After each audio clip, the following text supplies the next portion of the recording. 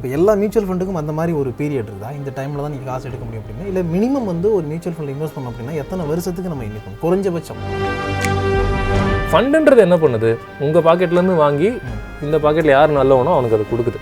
அதில் இண்டெக்ஸ் ஃபண்டுன்றது இந்த இண்டெக்ஸில் டாப்பில் இருக்கிற once Warren Buffett even challenged passive indexing வந்து ஆக்டிவ் இண்டெக்ஸிங்கை தூக்கி சாப்பிட்றோம் லாங் ரன் பேசிஸில். அவர் சொன்னது நிரூபணம் கூட ஆச்சு. நிறைய பேர் அவர்கிட்ட பெட்டு கட்டி தோத்த கதையெல்லாமே இருக்குது. கண்ணை மூடிட்டு ஒரு கம்பெனியெல்லாம் பற்றி பெருசாலாம் ஆராய்ச்சியெல்லாம் பண்ணிட்டு இருக்க மாட்டாங்க. ஓடுற குதிரை இது, அந்த 50 கம்பெனி தான் ஓடுது, தூக்கி அதில் போடு அப்படின்னு போட்டுருவாங்க. இப்போ ஜனவரி 2020 ஒரு 10,000 போடுறேன், பிப்ரவரி 2020 ஒரு 10,000 போடுறேன்.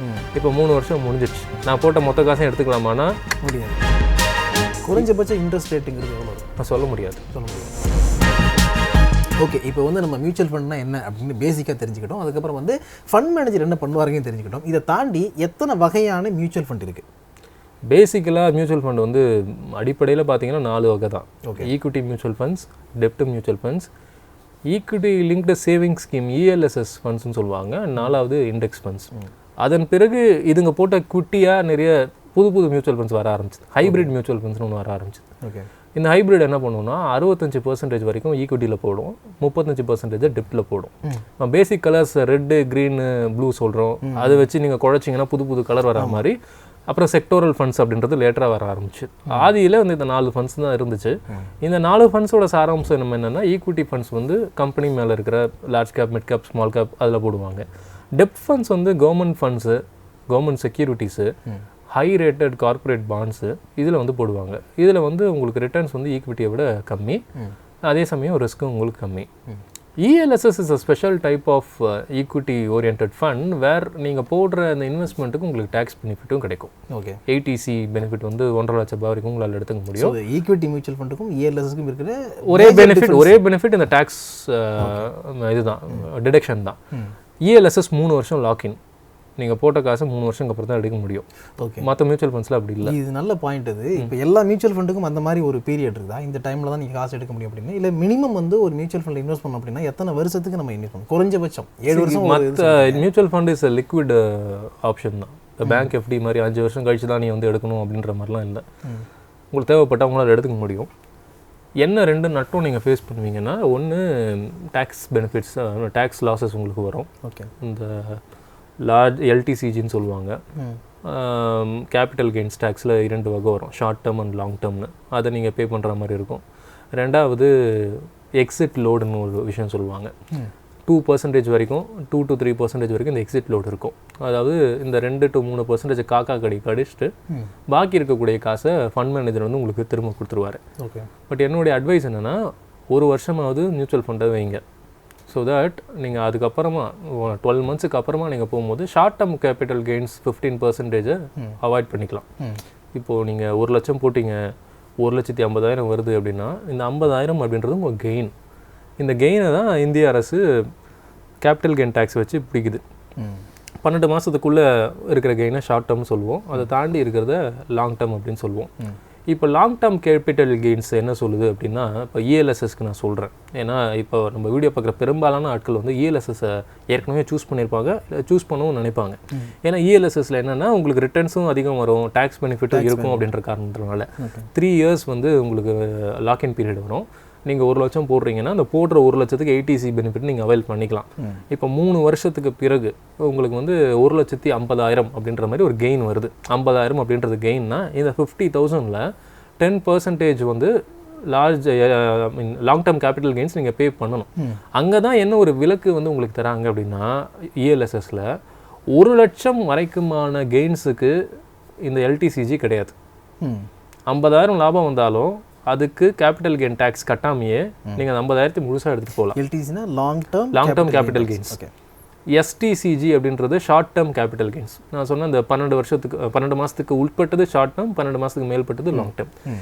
ELSSல என்ன ஒரு பியூட்டிஃபுல் பெனிஃபிட் அப்படின்னா, 1 லட்சத்துக்கு மேலே போகிற அமௌண்ட்டுக்கு, லாபத்துக்கு மட்டும்தான் நீங்கள் LTCG பே பண்ணுற மாதிரி இருக்கும், which is 10%. இப்போ 1 லட்சம் முதல் போடுறாரு, 90,000 லாபம் எடுக்கிறாரு அப்படின்ற ஆங்கிளில் அவர் பார்த்தாலும் அந்த 90,000 லாபத்துக்கு அவர் LTCG கட்ட வேணாம். Because it is less than 1 lakh. More then 1 lakh லாபத்துக்கு மட்டும்தான் நீங்கள் எல்டிசிஜி வந்து பே பண்ணுற மாதிரி இருக்கும். So ELSS I will suggest as a very good tax saving option for people who want to invest for the ITC figure. என்ன ஒரே disadvantage 3 வருஷம் லாக்கின் ஆகிடும். இந்த 3 வருஷம் லாக்கின் வந்து நான் ஒரு லைனில் சொல்லிட்டு போயிட்டேன். இன்ட்ரிகசி நீங்கள் உள்ளே நுழைஞ்சிங்கன்னா சில பேர் 1 லட்சம் ஒரு டைமில் சிங்கிள் டைமாக போடுவாங்க, 3 இயர்ஸ்க்கு அப்புறம் எடுத்துகிட்டு போவாங்க. சில பேர் இஎல்எஸ்எஸ் சிப்பில் பண்ணியிருப்பாங்க. இப்போ ஜனவரி 2020 ஒரு 10,000 போடுறேன், பிப்ரவரி 2020 ஒரு 10,000 போடுறேன். இப்போ 3 வருஷம் முடிஞ்சிடுச்சு. இப்போ ஜனவரி 2023 நான் போட்ட மொத்த காசையும் எடுத்துக்கலாமான்னா முடியாது. நீங்கள் ஃபஸ்ட்டு போட்ட 10,000 மட்டும்தான் 3 இயரை கம்ப்ளீட் பண்ணியிருக்கோம். அந்த 10,000 தான் உங்களால் எடுக்க முடியும் with your whatever gains you have achieved for it. இங்கே தான் ஒரு சிக்கல் இருக்கும். இந்த எஸ்ஐபியில் போட்டவங்க என்ன பண்ணுவாங்க, 3 வருஷத்துக்கு அப்புறம் மொத்தமாக எடுக்கலாம்னு ஆசைப்படுவாங்க. That is not how ELSS works. Okay. So இந்த மியூச்சுவல் ஃபண்ட் அப்படின்னு வரும்போது என்ன டைப்பாக இருந்தாலும் சரி, மினிமம் இன்வெஸ்ட்மெண்ட்டுங்கிறது எதுலேருந்து ஸ்டார்ட் பண்ணலாம்? 500 ரூபாயிலேருந்து ஆரம்பிக்கலாம். 500 ஆரம்பிக்கலாம். நீங்கள் ஒரு நார்மல் ஒரு post office RD, bank RD எப்படி ஒரு 500 ரூபாயிலேருந்து ஆரம்பிக்கிறீங்களோ அந்த மாதிரி 500 ரூபாயிலேருந்து ஆரம்பிக்கலாம். குறைஞ்சபட்ச இன்ட்ரெஸ்ட் ரேட்டுங்கிறது எவ்வளோ இருக்கும்? சொல்ல முடியாது. இதில் ஃபிக்ஸடு அப்படின்ற மாதிரி ஒரு வார்த்தையே வராது. There are few funds which will say capital protection ஃபண்டுன்னு சொல்லுவாங்க. அதாவது பயப்படாமல் வா, லாபம் வந்தால் நல்லா லாபம் வரும், நஷ்டம் வந்தால் உங்கள் கை காசு திரும்ப உனக்கு கிடச்சிரும். இந்த கேபிட்டல் ப்ரொடெக்ஷன் ஃபண்டுங்கிறது எந்த கேட்டகரியில் வருது? இட் இஸ் ஒரு திமேட்டிக் ஃபண்டுன்னு சொல்லுவாங்க. ஓகே. இப்போது நான் சொன்னது பேசிக் டைப்ஸ் தான். நான் சொன்னல பேசிக் டைப்ஸே பிற்காலத்தில் வகை வகையாக புதுசாக ஃபார்ம் ஆச்சு அப்படின்னு. அதில் இந்த கேபிட்டல் ப்ரொடெக்ஷன் ஃபண்டுன்றது ஈக்விட்டி எக்ஸ்போஷர் தான் இருக்கும். ஈக்விட்டி எக்ஸ்போஷர் இருக்க போய் தான் கேபிட்டல் ப்ரொடெக்ஷன்ற வார்த்தையை போட்டு உங்களை எடுக்கிறாங்க. டெப்ட்டுக்கு பெரும்பாலும் கேபிட்டல் ப்ரொடெக்ஷன் அட்வர்டைஸ்மெண்ட்லாம் தேவையில்லை. ஏன்னா டெப்டில் ரிஸ்க்கு கம்மி அப்படின்னு மக்கள் கேபிட்டல் ப்ரொடெக்ஷன்ற வார்த்தை இல்லைனா கூட போய் அங்கே போய் காசு போடுவாங்க. There are few equity funds which have this word call capital protection. அவங்க என்ன அஷூரன்ஸ் கொடுக்குறாங்கன்னா, நீங்கள் தாராளமாக நம்பி வாங்க, ஒரு லாக்இன் பீரியட் மாதிரி வச்சுருவாங்க, 4 வருஷம் வரைக்கும் போட்டுக்கிட்டே வாங்க, 4 வருஷத்துக்கு பிறகு உங்களுக்கு மினிமமாக அட்லீஸ்ட் போட்ட காசாவது கையில் கொடுத்துருவேன் அப்படின்ற ஒரு வாக்குறுதியை கொடுப்பாங்க. இதுவும் it is one of a mutual fund. நிறைய என்பிஎஃப்சிஸோடைய என்எஃப்ஓலலாம் நீங்கள் பார்க்கலாம். நான் பேங்கிங் ஃபினான்ஸ் கம்பெனிஸ் விடக்கூடிய நியூ ஃபண்ட் ஆஃபரிங்ஸ் எல்லாத்துலேயுமே வந்து இதை உங்களால் பார்க்க முடியும். ஓகே. மியூச்சுவல் ஃபண்ட் நிறைய டைப் இருக்குது, வகை வகையாக நம்ம பார்த்துட்டு இருக்கும்போது எல்லாத்துலேயுமே என்ன சொல்கிறீங்க அப்படின்னா, எதுலேயுமே வந்து நம்ம ஒரு அஷ்யூர்டு ரிட்டர்ன் கிடைக்கும் அப்படிங்கிறது வந்து சொல்ல முடியாது, ப்ரெடிக்ட் பண்ண முடியாது அப்படிங்கிறீங்க. அப்படி இருக்கும்போது பார்க்குறதுக்கு ரொம்ப ரிஸ்க்காக தான் தெரியுது. ஸோ எந்த அளவுக்கு ரிஸ்க் இருக்கும், இருக்கிறதுலேயே ரொம்ப ரிஸ்க்கான மியூச்சுவல் ஃபண்ட் அப்படிங்கிறது எது? இந்த நல்ல கேள்வி கேட்டிங்க. கேபிட்டல் ப்ரொடெக்ஷன் ஃபண்ட்னா அட்லீஸ்ட் பேரை பார்த்தோன்னே எனக்கு தெரிஞ்சிடுச்சு கேபிட்டலாவது ப்ரொடெக்டாக இருக்கும் அப்படின்னு. ரிஸ்கோமீட்டர்னு ஒரு கான்செப்ட் செபி கொண்டு வந்தாங்க. அதே தான் ரிஸ்கோமீட்டர்னு ஒரு கான்செப்ட் வந்து செபி வந்து கொண்டு வந்தாங்க. அதாவது ஒரு பங்குடைய ரிஸ்க் எக்ஸ்போஷர் எவ்வளோ இருக்கும் அப்படின்றத ஒரு செமி சர்க்கிள் மாதிரி போட்டு காட்டுவாங்க. ஓகே. அதாவது லோ, மாடரேட், ஹை, இது 3 பேசிக் கேட்டகரி. இப்போ லோக்கும் மாடரேட்டுக்கும் நடுவில் ஒரு கேட்டகரி வரும், மாடரேட் லோ. ஓகே.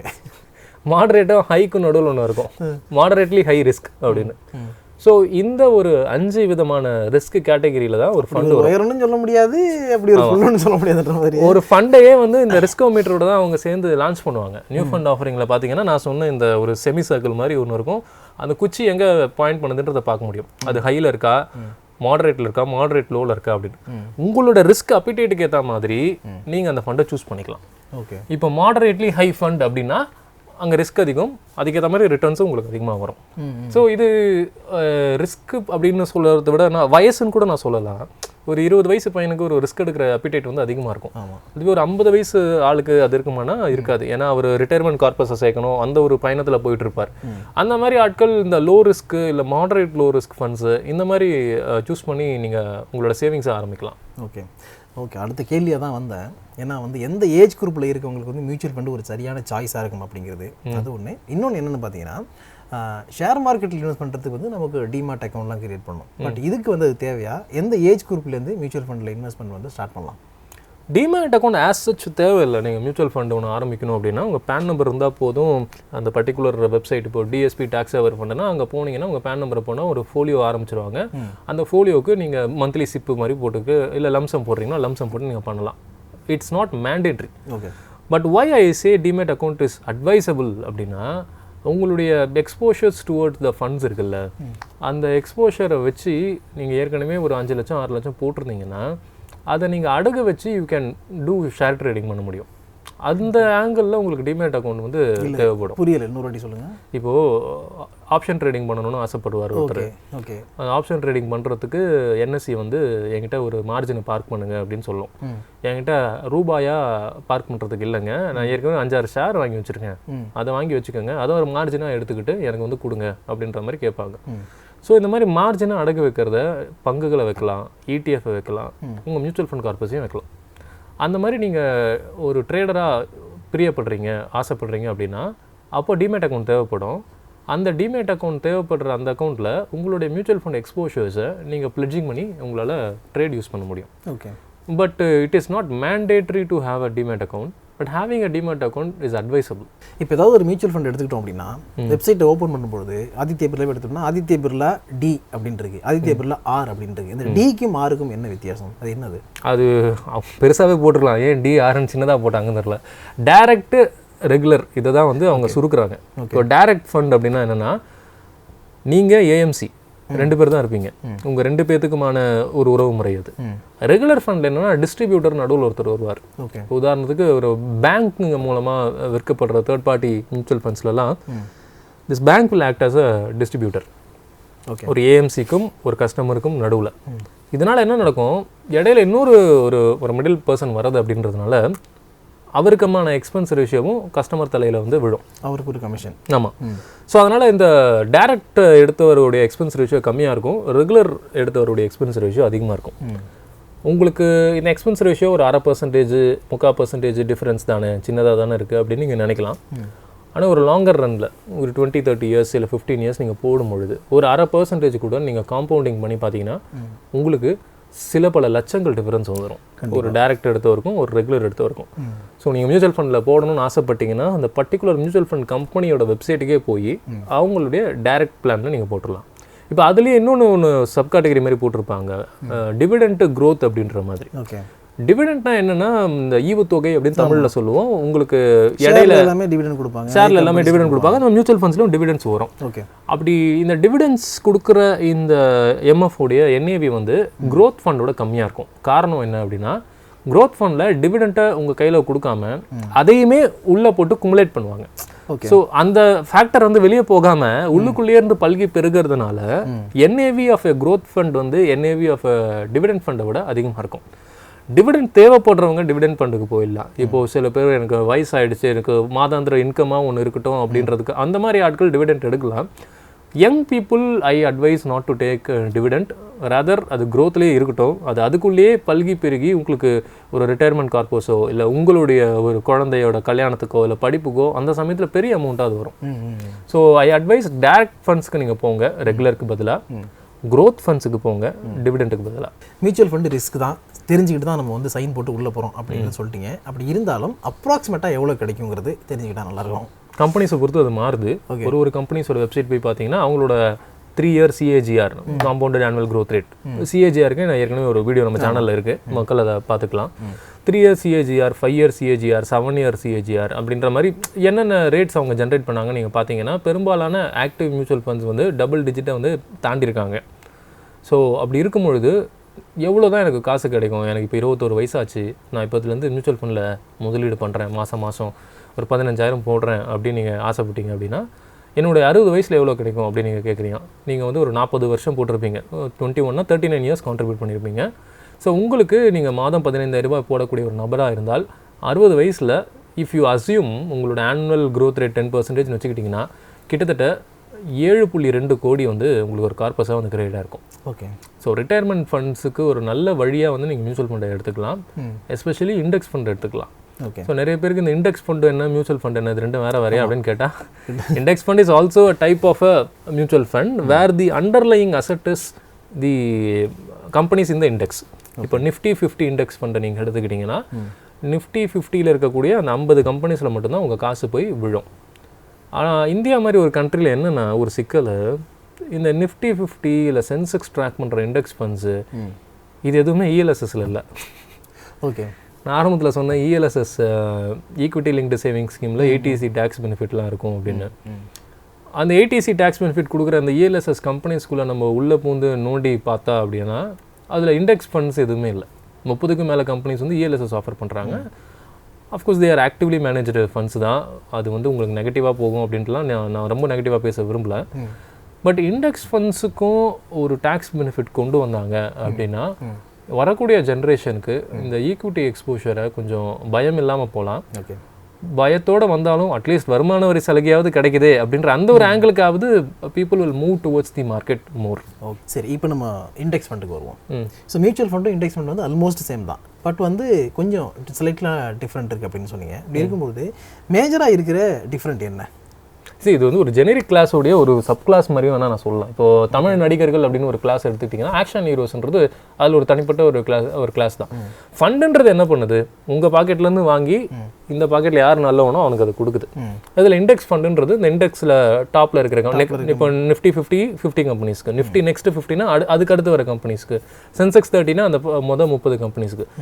அதுக்கும் என்ன பெரிய டிஃபரன்ஸ்னா, ஒரே பெரிய டிஃபரன்ஸ் வந்து எக்ஸ்பென்ஸ் ரேஷியோ இண்டெக்ஸ் ஃபண்ட்ஸில் கம்மி. We used to call these are passive funds.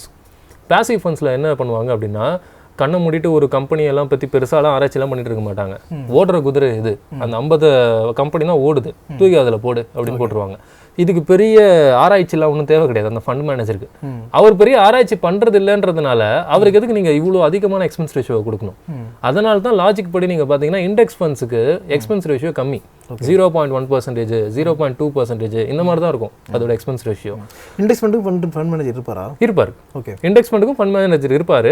But he won't to do any பெரிய மற்ற ஆக்டிவ் ஆல்ஃபா கொடுக்குற ஃபண்ட்ஸுக்கு இருக்கிற ஃபண்ட் மேனேஜருக்கு இருக்கக்கூடிய பெரிய தலைவலிலாம் அவருக்கு இல்லை. But still there will be a person to monitor. ஏன் மானிட்டர் பண்ணுவாங்கன்னு நீங்கள் கேட்குறீங்களோ ஒரு கேள்வி. இன்றைக்கி ஒரு 50 கம்பெனி இருக்கும், திடீர்னு ஒரு கம்பெனி 51வது இடத்துக்கு போய்டும், அடுத்த ஒரு கம்பெனி, அந்த மூவ்மெண்ட்ஸ்லாம் இருக்குல்ல, அந்த மூவ்மெண்ட் மானிட்டரிங் பார்க்குறது தான் அவரோட வேலை தான். ஓகே, அதனால் அதுக்கும் ஃபண்ட் மேனேஜர் இருப்பாங்க. But the expense ratio is minimal. Okay, இது வந்து எந்த விதத்தில் லாபம் தரும் அப்படின்னா, ஒரு ஆக்டிவ் ஃபண்டு நல்ல ரிட்டர்ன் கொடுக்குது, ஆனால் எக்ஸ்பென்ஸ் ரேஷியோ அதிகம். ஒரு இண்டெக்ஸ் ஃபண்டு அவ்வளோ நல்லது கொடுக்கல, ஒரு மாடரேட் தான் 14-15% தான் கொடுக்குது, ஆனால் எக்ஸ்பென்ஸ் ரேஷியோ கம்மி அப்படின்னு பொழுது பேலன்ஸ் ஆகி ரெண்டு பேருமே கிட்டத்தட்ட ஒன்றா இருப்பாங்க. Once Warren Buffett even challenged passive indexing வந்து ஆக்டிவ் இண்டெக்ஸிங்கை தூக்கி சாப்பிட்றோம் லாங் ரன் பேசிஸில். அவர் சொன்னது நிரூபணம் கூட ஆச்சு. நிறைய பேர் அவர்கிட்ட பெட்டு கட்டி தோத்த கதையெல்லாமே இருக்குது. ஸோ அதனால் மியூச்சுவல் ஃபண்டில் போடுறது நல்லது வர youngster who have a risk appetite. அதே யங்ஸ்டர் இண்டெக்ஸ் ஃபண்டில் போட்டால் இன்னும் நல்லது, பிகாஸ் எக்ஸ்பென்ஸ் ரேஷியோ ஃபேக்டர் வந்து கம்மி.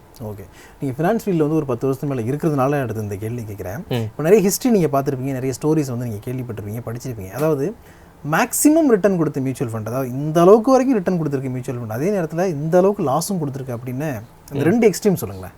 ஏதாவது ஒரு இன்சிடென்ட் அதை நான் சொன்ன அந்த பர்டிகுலர் கம்பெனி சொல்ல வேணாம் கொடுத்துருக்கு அப்படிங்கிறது, இந்த அளவுக்கு வரைக்கும் ரிட்டர்ன் போயிருக்கு, இந்த அளவுக்கு வரைக்கும் கொடுக்காம இருந்திருக்கு, லாஸ் ஆகிருக்கு அப்படின்னு. உங்கள் கேள்விக்கு பதில் சொல்கிற முன்னாடி ரிட்டர்ன் அப்படின்றதே 4 வகை இருக்குது. இது நீங்கள் சொன்னால் too much of maths class எடுக்கிற மாதிரி இருக்கும். பட் ட்ரெயிலிங் ரிட்டர்ன் சொல்லுவோம். ட்ரெயிலிங் ரிட்டர்ன் அப்படின்னா என்னென்னா, இன்றைக்கி இந்த வீடியோ நம்ம ரெக்கார்ட் பண்ணுறோம், இப்போ 7 ஜனவரி 2022, 3 இயர் ட்ரெயிலிங் ரிட்டர்ன் அப்படின்னா 7 ஜனவரி 2019 இன்றைய தேதி வரைக்கும் எவ்வளோ ரிட்டர்ன் கொடுத்துருக்கு அப்படின்றத பார்க்கணும். சிஏஜிஆர் அப்படின்னா வருடம் எவ்வளோ கொடுத்துருக்கு அப்படின்றத பார்ப்போம். எக்ஸ்ஐஆர்னால் நீங்கள் மாதம் கட்டுற முதலீட்டுக்கு எவ்வளோ கொடுக்குறேன் அப்படின்னு பார்ப்போம். ஸோ இந்த மாதிரி பார்க்கும்பொழுது 125% ரிட்டர்ன் கொடுத்த கம்பெனிஸும் நான் பார்த்துருக்கேன். ஓகே, உங்கள் முதலீடு டபுள் ஆகிடும். இப்போ சில டைரக்ட் ஈக்விட்டிஸே கூட அதை கொடுத்துச்சு, ஐஆர்சிடிசி கொடுத்துச்சு, பஜாஜ் ஃபினான்ஸ் கொடுத்துச்சு. 125% வரைக்கும் நான் பார்த்துருக்கேன் இன் மை எக்ஸ்பீரியன்ஸ். அதை விட அதிகமாக கொடுத்த கம்பெனிஸும் இருக்கலாம். நெகட்டிவ் 19-20 கொடுத்த கம்பெனிஸும் நான் பார்த்துருக்கேன். இது பேர் மினிமம் நான் சொல்ல வரல, நான் பார்த்ததில் பேர் மினிமம் -19-20 கொடுத்த கம்பெனிஸும் நான் பார்த்துருக்கேன். ஓகே ஓகே, என்னென்னா புவர் ஃபண்ட் மேனேஜ்மெண்ட், ரிஸ்கோமீட்டரில் வெரி ஹை இருந்திருக்கும். இதெல்லாம் தான் உங்களுடைய ஃபேக்டர்ஸ். நம்ம என்ன பண்ணலாம்னா, இப்போது ஜென்ரலாக மியூச்சுவல் ஃபண்ட்ஸை பற்றி பேசிட்டோம். ஒரு நல்ல மியூச்சுவல் ஃபண்டை எப்படி தேர்ந்தெடுக்கிறது அப்படின்றத பற்றி வேணால் இன்னொரு செஷன் நம்ம வச்சுக்கலாம். ஒரு 7-8 டெக்னிக்கல் மேட்டர்ஸ் நம்ம பேசுவோம். சரி, இவ்வளோ நேரம் வந்து மியூச்சுவல் ஃபண்ட்னா என்ன அப்படிங்கிறது நிறைய டீட்டெயிலாக பார்த்தோம், பல விஷயங்கள் சொன்னீங்க. ஸோ நெக்ஸ்ட்டு வந்து மியூச்சுவல் ஃபண்டை யார் சூஸ் பண்ணலாம், அவங்களுடைய போர்ட்ஃபோலியோவில் மியூச்சுவல் ஃபண்டுக்கான இடம்ங்கிறது எப்படி இருக்கணும், அண்ட் வந்து மியூச்சுவல் ஃபண்டை வந்து சூஸ் பண்ணுறதுக்கு முன்னாடி இங்கே கவனிக்க வேண்டிய பல விஷயங்கள் என்னங்கிறதுக்கு நம்ம டீட்டெயிலாக பேசுவோம்.